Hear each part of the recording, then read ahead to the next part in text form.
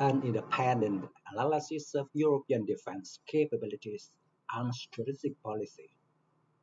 The procurement decisions of a nation situated on the periphery of a major power competition often reveal more about its strategic priorities than its diplomatic statements do.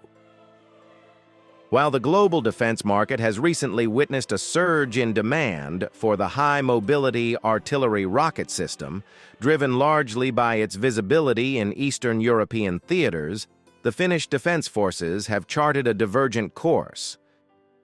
Instead of acquiring vast fleets of new wheeled launchers, Helsinki has committed to a comprehensive recapitalization of its existing tracked heavy rocket artillery. This decision to upgrade the M270 fleet to the A2 standard, rather than pivoting to the lighter systems favored by allies like Poland, is not merely a budgetary compromise. It represents a calculated alignment of platform mechanics with specific geographical realities, manpower constraints, and a doctrine that prioritizes volume of fire and survivability over strategic air transportability. From an operational standpoint, the debate between tracked and wheeled chassis is frequently reduced to a comparison of road speed and fuel efficiency. Yet this simplification overlooks the specific demands of the Northern European operating environment.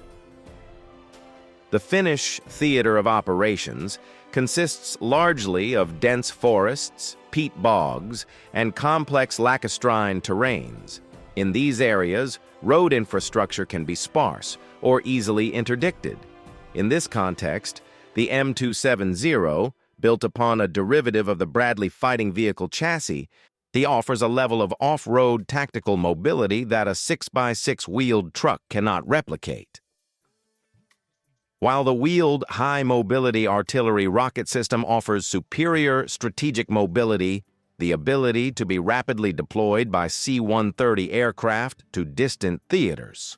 Finland's defense concept is territorially focused. The requirement is not to project power to the Middle East or the Pacific. The requirement is to maneuver heavy firepower through deep snow and soft soil within the Karelian and Lapland distinctives. Consequently, the trade-off favors a platform that can traverse the terrain where the fighting is expected to occur, rather than one designed for rapid transit between airports. The upgrade to the A2 standard involves significant mechanical and systemic overhauls that extend the service life of these platforms into the 2050s. The modernization includes a new 600-horsepower engine and an improved transmission system. This effectively addresses the sluggishness that characterized older variants. More critical to the modern battlefield, however, is the integration of the Common Fire Control System. This digital backbone is the primary driver of the modernization effort, as it decouples the launcher's physical age from its lethality. By installing this architecture, Finland ensures that a chassis designed in the Cold War remains compatible with future munitions, specifically the precision strike missile. This integration transforms the M270 from a tactical area suppression weapon into a strategic strike asset capable of engaging high-value targets at ranges exceeding 500 kilometers. This shift in capability suggests that Finnish planners view ground-based fires not just as infantry support, but as a core component of a deep strike complex. One intended to degrade an adversary's logistical and command nodes long before they reach the forward line of own troops. Beyond mobility and range, the decision underscores a critical evaluation of firepower density relative to personnel requirements. Consider the payload. The M270 carries 2 launch pods, allowing for a salvo of 12 rockets or 2 tactical missiles, whereas its lighter-wheeled counterpart carries only 1. To achieve the same volume of fire as Finland's fleet of approximately 41 M270s, A force would require roughly double the number of single-pod launchers. In a military structure that relies heavily on a conscript reserve system and operates within strict personnel ceilings, the manpower efficiency of the system becomes a decisive factor. Doubling the number of prime movers to deliver the same weight of ordnance would necessitate a proportional increase in drivers, vehicle commanders, and maintenance personnel. This strains the logistical tail of the artillery formations. The twin-pod configuration essentially acts as a force multiplier. It allows a smaller cadre of operators to sustain a higher rate of saturation fire, a capability that remains central to Finnish doctrine regarding the neutralization of massed armored advances. Survivability profiles also play a distinct role in this calculus.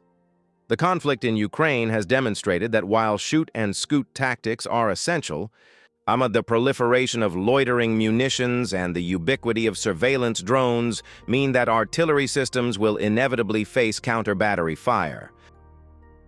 The M270A2 upgrade includes the improved armored cab. This provides the crew with enhanced protection against ballistic threats and improvised explosive devices. While a wheeled truck relies almost exclusively on speed and concealment for survival, the tracked system offers a degree of passive protection. This can mean the difference between a damaged vehicle and a total loss of crew and airframe in a fragmented, high-intensity fires environment. This suggests an acknowledgement that future operational environments will be contested to a degree where avoidance of enemy fire cannot be guaranteed. Financially, the choice to upgrade reflects an understanding that the most expensive component of modern rocket artillery is not the launcher. It is the ammunition. By revitalizing existing hulls at a fraction of the cost of procuring new systems, defense planners can redirect capital toward stockpiling the guided multiple launch rocket system and its extended range variants. A launcher is ultimately a delivery box. Its combat value is derived from the depth and quality of its magazine.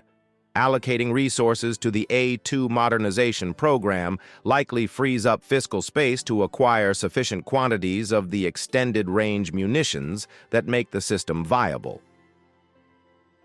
Furthermore, by retaining the M270, Finland utilizes existing maintenance facilities and supply chains. This avoids the frictional costs associated with introducing a completely new vehicle family into the logistics network. This reliance on the M270 does not, however, indicate a rejection of wheeled capability. It suggests a segmentation of roles. The parallel development of domestic rocket artillery solutions with Patria suggests a tiered approach. In this potential structure, the heavy-tracked units provide the high-volume, deep-strike capability, while lighter domestic-wheeled systems could offer organic fire support to rapidly deployable Jaeger brigades. This mixed fleet concept would allow Finland to maintain a robust domestic industrial base, a key pillar of its security of supply strategy, while leveraging U.S. off-the-shelf technology for high-end strategic fires. And it mitigates the risk of single-source dependency and ensures that the specific mobility requirements of different unit types are met with appropriate platforms. The capability of the modernized M270A2 must also be viewed in the context of broader air-land integration. With the incoming fleet of F-35A fighters, the artillery system ceases to be an isolated indirect fire asset. It becomes a node in a sensor-to-shooter network. The advanced sensors of the F-35 can identify targets deep within contested airspace and relay coordinates to ground-based launchers via secure data links.